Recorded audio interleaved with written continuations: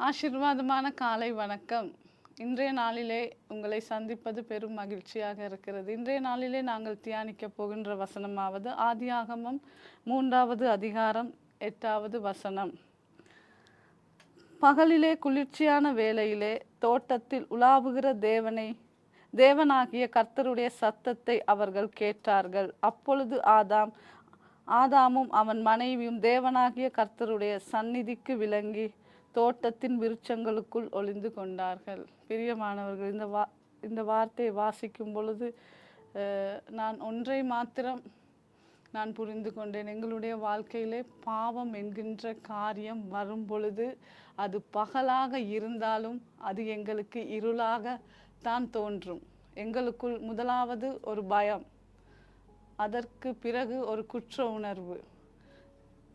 முக்கியமான காரியம், தேவனுடைய சமூகத்தில் அவர்களுக்கு நிற்க முடியாமல் போயிற்று. பாவம் அவர்களுடைய வாழ்க்கையிலே வந்தபோது அவர்கள் தேவனுடைய சமூகத்தை விட்டு விலகினார்கள்.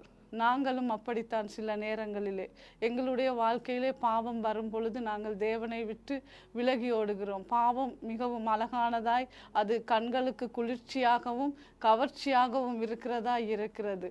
நீங்கள் யோசித்து பாருங்கள். இன்றைய நாளிலே மனம் திரும்புவதற்கு தேவன் உங்களுக்கு ஒரு சந்தர்ப்பத்தை கொடுக்கின்றார். தேவனுடைய சத்தத்தை நீங்கள் கேட்பீர்களானால் உங்களை தேவன் ரட்சிக்க வல்லவராய் இருக்கிறார்.